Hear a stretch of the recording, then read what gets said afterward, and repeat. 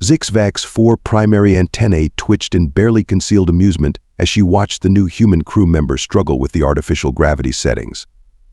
The Caraxian engineer had seen many species pass through the merchant vessel Starweaver, but humans were a particularly entertaining addition to the crew manifest.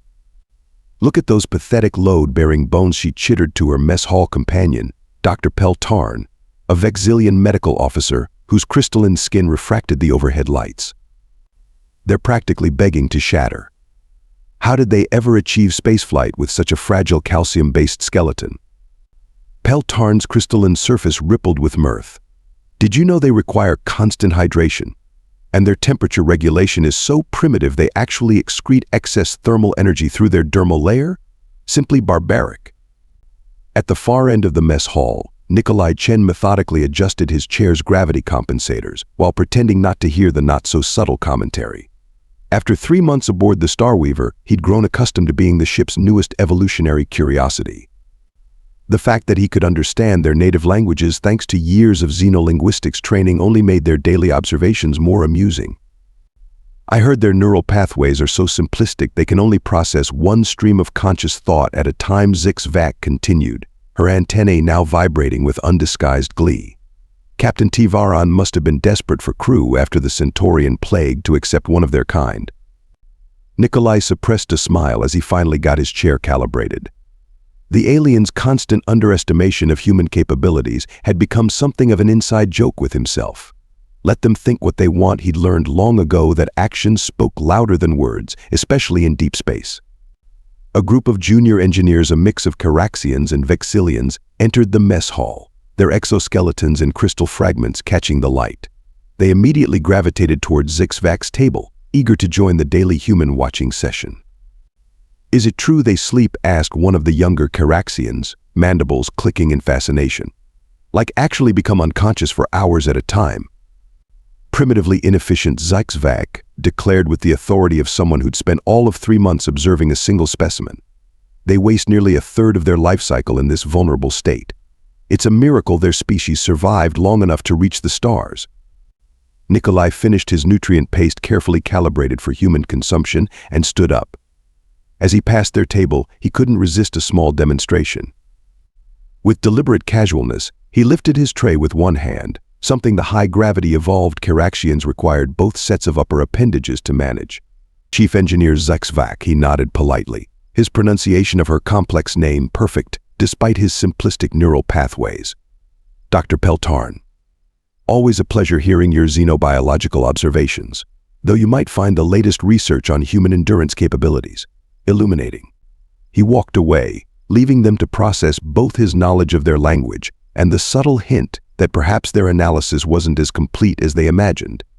Behind him, he heard Zixvak's antennae stop mid-twitch. Did it understand us this entire time? Impossible. Peltarn's crystalline surface rippled with uncertainty. Their auditory processing is far too basic to grasp the nuances of Caraxian high speech. Nikolai allowed himself a small grin as the mess hall doors slid shut behind him. Sometimes the best response to prejudice was simple competence. Besides, he had more important things to worry about, like the strange readings he'd noticed coming from the ship's solar radiation shields during his last shift. Let them underestimate humans. He had a job to do, regardless of what his alien crewmates thought of his species' capabilities. Though he couldn't help but wonder how long their assumptions would last when faced with real evidence of what humans could do. The first warning came as a subtle fluctuation in the ship's electromagnetic shields. Nikolai noticed it during his routine systems check, a microscopic delay in the shield's response time that most wouldn't have caught. But 8 years of emergency response work on Earth's solar stations had taught him to trust his instincts. Bridge engineering. "We might want to adjust our course heading. I'm seeing some unusual readings in the shield harmonics." He kept his voice neutral, professional. "Acknowledged." Human Chen. Captain T. Varan's crystalline voice crackled through the comm. "But our current trajectory has been calculated by our most advanced AI systems. Perhaps your organic processing is misinterpreting the data." The shield fluctuation spiked again. Nikolai watched the readouts with growing concern. "With respect, Captain, I've seen these patterns before. If this is what I think it is." A violent shudder ran through the ship, cutting him off mid-sentence. The overhead lights flickered, and warning klaxons began blaring throughout the engineering deck. Proximity alert, the AI's voice echoed through the corridors. Class X solar storm detected. Shield integrity at 87% and falling. Well, Nikolai muttered, already moving toward the main engineering console. At least now they can't say I was being paranoid. Zixvac burst into engineering, all 4 antennae rigid with stress. Impossible. Our route was specifically calculated to avoid any solar activity. She rushed to her station, chittering in agitation. The probability of encountering a storm of this magnitude was less than 0.003%. Funny thing about probability, Nikolai replied, fingers flying over his console. It tends to ignore itself when you need it most. The ship shuddered again, more violently this time. A series of red warnings flashed across the main display. The radiation shields were failing faster than predicted. The storm's intensity was off the charts, bombarding the Star Weaver with levels of solar radiation that shouldn't have been possible this far from the system's star. Engineering to bridge, Zixvac called out, her usually confident voice trembling. We need to divert power from non-essential systems to reinforce the shields. Negative, T-Varan responded. Life support is already at critical levels. Any power reduction could. A deafening crack echoed through engineering, followed by the distinctive hiss of rupturing coolant lines. Nikolai's nose caught the acrid scent of toxic gas before the sensors did. Coolant breach, he shouted, slamming his hand down on the emergency containment controls. Everyone out. The blast doors began sliding shut as emergency force fields sprang to life, compartmentalizing the engineering deck. But something was wrong. The power fluctuations from the storm had corrupted the containment protocols. Instead of creating safe zones, the force fields were trapping crew members in sections filled with the spreading toxic gas. Through the rapidly closing blast door, Nikolai caught glimpses of chaos. Junior engineers trapped in their workstations, electrical fires sprouting from overloaded conduits, and worst of all, Zixvac and 3 others sealed in the main engineering bay where the coolant leak originated.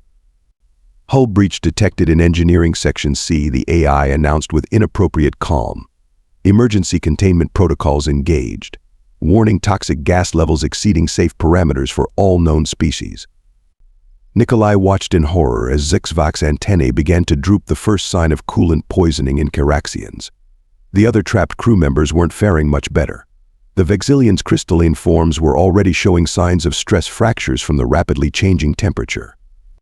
Bridge, we have multiple crew members trapped in engineering, he reported, mind already racing through possible solutions. The containment systems are malfunctioning, and we have a toxic gas situation. He paused, watching Zixvac collapse to her knees. They have minutes at most. Captain T-Varan's response was grim. Understood. But we cannot risk compromising containment. The entire ship's atmosphere could be contaminated. We must follow emergency protocols. Nikolai looked at the environmental readouts, then at his trapped crewmates. The numbers were brutal radiation levels that would fry most species' nervous systems, temperatures approaching the melting point of standard hull metal, and toxic gas concentrations that would kill most organisms in seconds. Most organisms. He thought about all those conversations in the mess hall, all those dismissive comments about human fragility. A bitter laugh escaped him as he realized what he had to do. Captain, he said, already removing his outer jacket, I'm about to prove exactly how fragile humans aren't. Red emergency lights cast an eerie glow through the smoke-filled corridors of the Star Weaver. The ship's AI had gone from helpful to erratic. Its quantum processors struggling against the solar storm's electromagnetic assault. Warning, life support systems compromised, the AI announced, its voice distorting. Temperature regulation offline.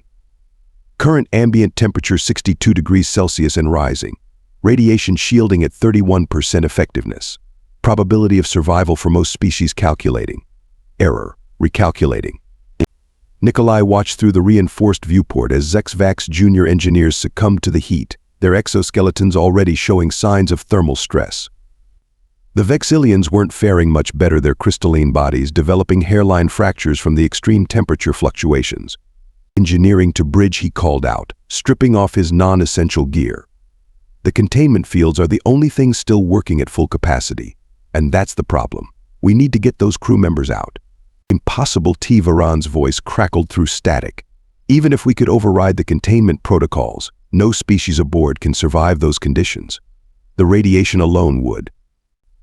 Nikolai's voice was steady as he input commands into his console. My previous posting was Emergency Response Unit 7, Sol System Solar Station Network, specifically the Mercury orbital platform. A moment of stunned silence followed. Even through the failing communications, he could imagine the captain's crystalline face shifting in surprise. The Mercury Station's T. Varan's voice held a new note of respect. Those were deemed too hazardous for all known spacefaring species. The radiation levels alone. Yeah, well. Nikolai grunted, bypassing safety protocols on the nearest airlock. Turns out humans are pretty good at surviving things we shouldn't. Our emergency suits were rated for 10 minutes of direct solar exposure during Mercury's perihelion. This situation, it's practically a beach vacation in comparison. He pulled up the ship's schematics, plotting the fastest route through the compromised sections. The temperature was still climbing now at 68 degrees Celsius. For most species aboard, that alone was fatal. For a human? Uncomfortable, but survivable. For short periods. Did you know?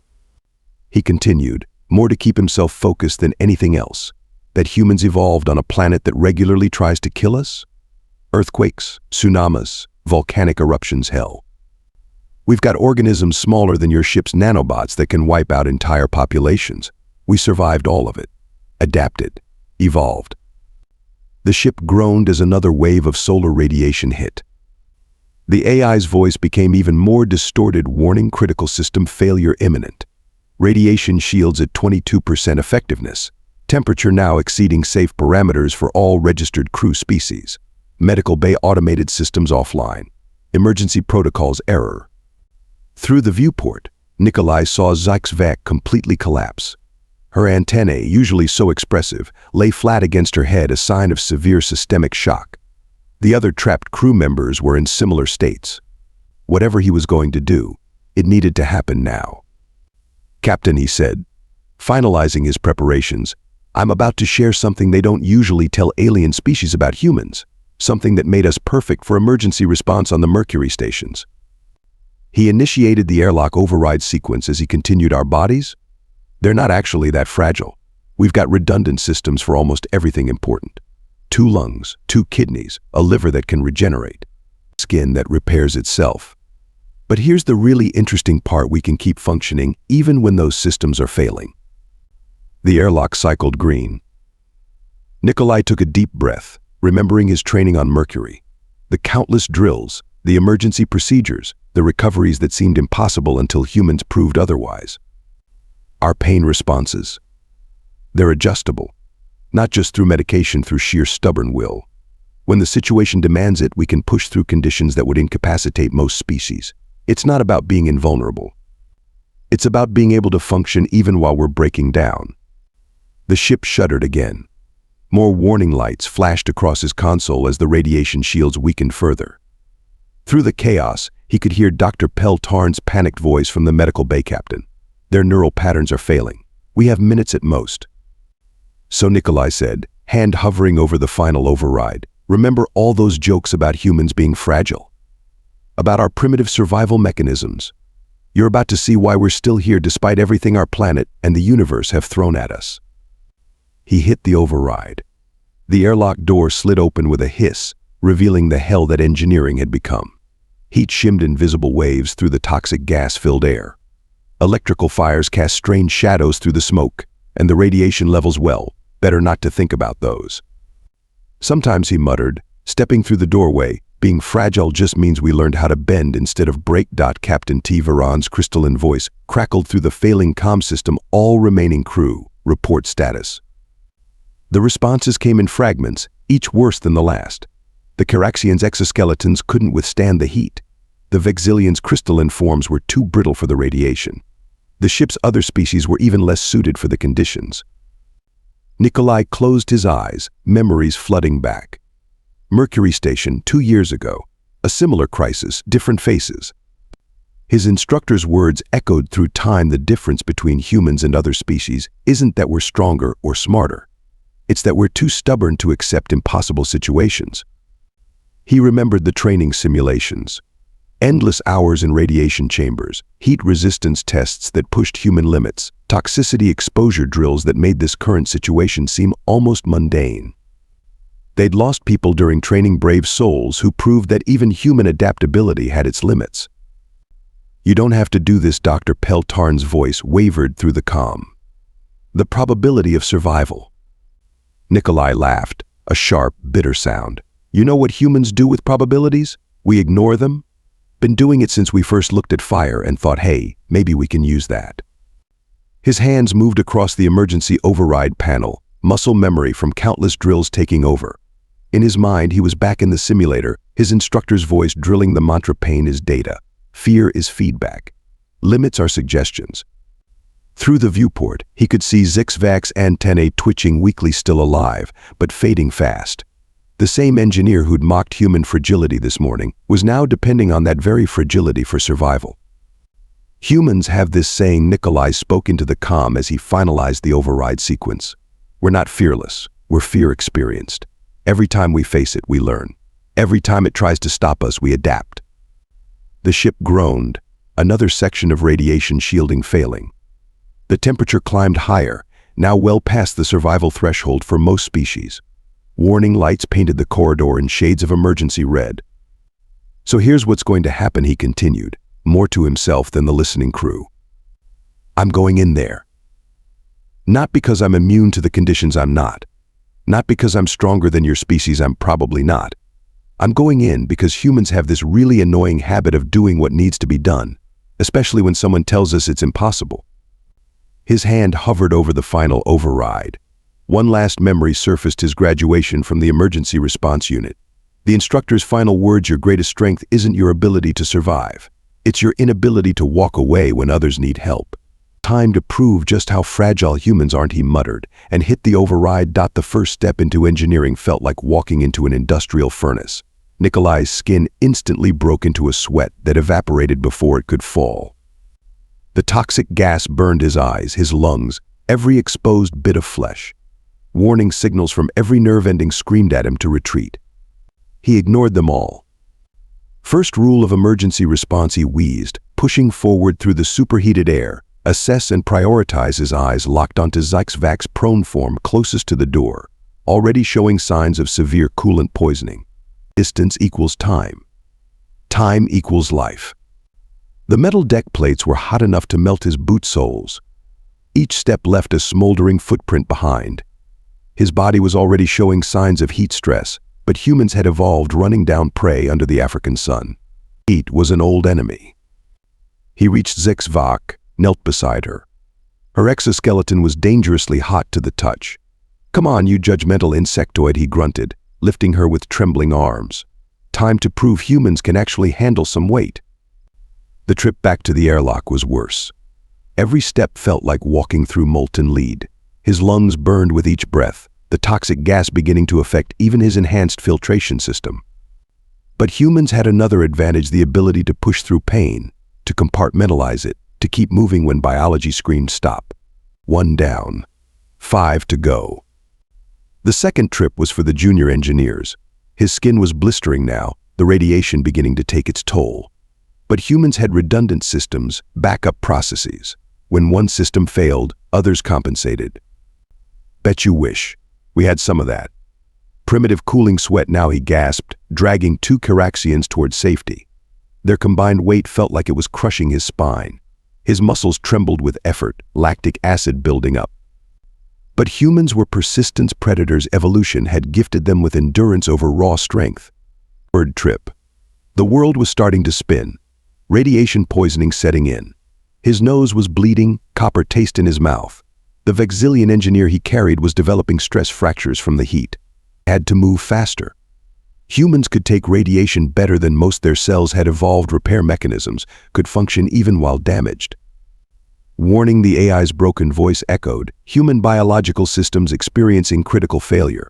Immediate evacuation recommended. Fourth trip. He couldn't feel his feet anymore. The deck plates had melted through his boots. Burns covered most of his exposed skin. But pain was just information, and humans were very good at ignoring information they didn't like. Almost. Done, he stumbled, vision blurring. The last crew member, another Vexillian, was lighter than the others. Or maybe his nerves were just too damaged to register the weight anymore. The final trek to the airlock was a blur of agony and determination. His body was shutting down, organ by organ. But humans had one last evolutionary advantage: spite. Pure, stubborn refusal to die before the job was done. He collapsed through the airlock, his cargo safely delivered. Emergency teams in radiation suits were waiting, ready to treat the rescued crew. Someone was shouting about critical radiation exposure, severe burns, organ failure. Nikolai managed a weak smile as his consciousness faded. Not so fragile after all. The last thing he saw before darkness claimed him was Zixvak's antennae twitching in what might have been respect. The medical bay hummed with unfamiliar equipment, specially calibrated for human physiology. Nikolai drifted in and out of consciousness, his body's remarkable healing mechanisms working overtime to repair radiation damage and severe burns. Dr. Peltarn stood before the medical display, crystalline surface rippling with amazement. Impossible. By all known medical science, the radiation exposure alone should have been fatal. Yet his cells are regenerating, adapting to the damage. I've never seen anything like it. Humans call it hormesis, Captain T. Varan observed, studying the readings. Limited exposure to harmful conditions can actually strengthen their biological responses. They don't just survive, they adapt. Zixvak approached Nikolai's bed, her antennae moving in patterns of deep respect. The toxic gas exposure had left her weakened, but alive thanks to the very species she'd dismissed as fragile. We were wrong, she chittered softly. All this time we confused their adaptability for weakness. Their ability to feel pain, to sweat, to bruise, we saw these as flaws. We never understood they were features. Through the haze of medication, Nikolai stirred. His voice was rough, but carried a hint of his usual humor. Don't feel bad, most species make that mistake. We're kind of counting on it, actually. The gathered aliens turned to him in surprise. Peltarn moved closer, crystal form shimmering with concern. You should be resting. Your body sustained damage that would have killed any other species. Yeah, we get that a lot, Nikolai managed a weak grin. But here's the thing about humans, we're really bad at doing what we should. That's kind of our superpower. A month later, the Starweavers' mess hall had changed. Where once there had been dismissive chatter about human fragility, now there were earnest discussions about human resilience. Nikolai's chair, with its custom gravity settings, had become a symbol of sorts. Tell us again about the Mercury Stations, a young Chiraxian engineer asked, antennae quivering with excitement. Is it true humans worked in conditions hot enough to melt standard hull plating? Nikolai smiled, noting how Zixvak's antennae now moved in patterns of pride rather than mockery when discussing human capabilities. The thing about humans isn't that we're tough, he explained. It's that we never quite learned when to quit. Earth threw everything it had at us: predators, diseases, natural disasters. Instead of evolving armor or crystals or exoskeletons, we evolved something else: adaptability. And stubbornness, Zixvak added, her mandibles clicking in what had become genuine friendship. Don't forget the stubbornness. That too, Nikolai laughed, then grew serious. But the real strength of humanity isn't in our bodies at all. It's in knowing that something is impossible, knowing it could kill you, and doing it anyway, because others need help. Captain T. Varan, who had stopped by the mess hall, raised her crystalline form in the Vexillian gesture of highest respect. Perhaps that is why humans have survived when logic says they should not. You don't accept limitations, you adapt to them, work around them, or simply push through them. We're still fragile, Nikolai admitted, touching the still healing burns on his arms. We break, we bleed, we die. But we've learned to make that fragility our strength. Because sometimes being able to bend means you don't have to break. The mess hall fell silent, each species contemplating this new understanding of humanity. And somewhere in the vastness of space, other aliens were about to learn the same lesson: never mistake humanity's fragility for weakness, it might just be their greatest strength.